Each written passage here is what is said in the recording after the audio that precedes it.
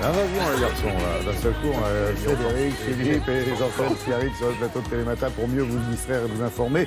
Jean-Sébastien, bonjour. Bonjour, Alors, Laurent. qu'est-ce qui s'est passé pour les clubs de football français? Il y en avait trois hier soir qui jouaient en Europa League. C'est la petite Coupe d'Europe, c'est la phase de poule. Je vous lis tout de suite, le bilan il est catastrophique. 3 matchs, 3 défaites. C'est surtout catastrophique pour l'Olympique de Marseille qui, on se souvient, avait été finaliste l'an passé de cette épreuve. On va vous montrer ça en images. D'abord, donc, l'Olympique de Marseille. Les voici, les Marseillais, qui jouaient la Lazio de Rome hier soir. Un Marseille dominé qui encaisse ce premier but ici, juste avant la mi-temps par Parolo. Les Romains qui vont aggraver le score au retour des vestiaires avec ce but signé Correa. Si vous avez bien compté, ça fait déjà 2-0. Heureusement, les Marseillais, ils vont réduire le score par Thauvin sur cette action de 1. C'est le score final, mais ça ne va pas suffire. L'OM, finaliste l'an passé déjà, éliminé de la Ligue Europa. Ça, c'est fait. Ça, c'est fait. Bordeaux a vécu aussi une soirée, on va dire, compliquée contre le Zénith Saint-Pétersbourg. Les Girondins ont pourtant ouvert le score ici, sur ce pénalty de Camano. Regardez, ils sont en rouge, les Girondins. Mais les Russes égalisent en seconde période par Zobolotny. Et bien, du coup, ce matin, je vous le dis également, Bordeaux, dernier de son groupe, quasiment éliminé. Ça, c'est pas encore fait, mais c'est pas loin d'être fait. En Rennes, maintenant en rouge, battu également à Kiev 3-1 avec d'abord cette tête ukrainienne de Verbic. Deuxième but de Kiev de la tête également signé Mykolenko.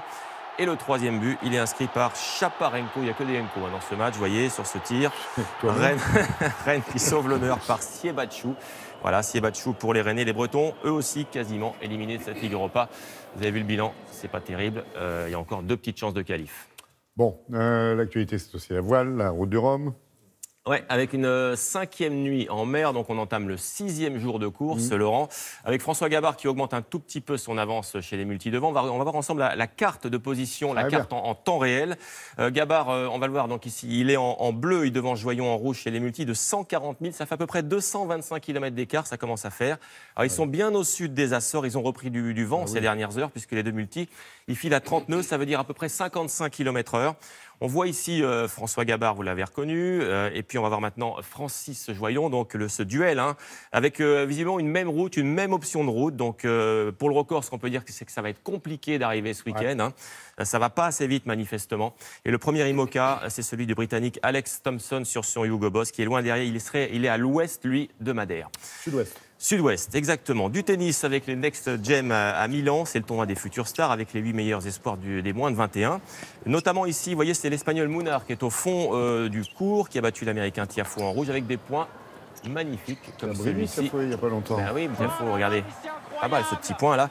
Victoire en 3-7 de Munar, 4-1, 4-3, 4-1, 4. Pourquoi? Parce que là aussi c'est expérimental, des 7 en 4 jeux. Alors voilà, en gros, ceux-là, ce sont les stars de demain, les futurs Djoko, les futurs Rafa, les futurs Roger, on les suivra avec intérêt. Un mot de rugby avec ces images des joueurs du 15 de France. Vous le savez, Laurent, là ici les autographes, ils sont plutôt détendus pour le moment, mais demain, ils débutent les tests d'automne, notamment face à l'Afrique du Sud. Ce sera à 21 h en direct, Stade de France sur France 2. Notez que Damien Penaud, Maxime Médard et Arthur Itoria seront titularisés face aux Springboks. Louis Picamol fait également son retour en bleu après une sanction disciplinaire. L'équipe de France qui court, on le sait, après un succès de prestige, voilà, on va dire dans une période compliquée là aussi. Oui, on les attend sur ce match. Exactement. On aimerait bien savoir ce que va nous offrir cette saison ce 15 tricolore. Quelques exploits quand même dans l'actu sport, non? Ouais, même des records du monde, puisque voilà. figurez-vous qu'ils ont été homologués dans le fameux Guinness Book. Tout le monde connaît le Guinness Book. Alors vous allez voir, c'est du sport. On va commencer par ce garçon. Ici, ça se passe aux États-Unis. Cet homme en fauteuil, il s'appelle Aaron Fotheringham et il a battu 2 records en e-sport dans ce pipe. D'abord celui-ci.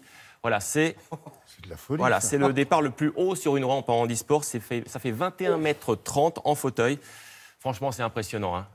Et là, c'est le deuxième record. C'est un saut de 8,40 m dans le pipe. Fauteuil. Voilà, exactement. Voilà, et ça, personne ne l'avait fait avant lui. On va lui tirer un grand coup de chapeau ce matin, Aaron Fotheringham.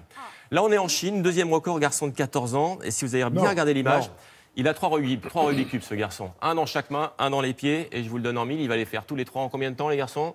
1 minute. 1,36, pas loin. 1,36. Voilà. Voilà. Alors, je ne sais pas si moi j'arrivais déjà à lui faire une face. Vous faisiez une face, vous? Non, personne. Double face. Voilà. Double face. Eh bien, lui, il a 14 ans. Et même avec les pieds, il le fait en 1,36. On va s'entraîner, on revient demain. Si Jouer comme un pied, en fait. C'est un compliment. Merci beaucoup, Jean-Sébastien. Et notamment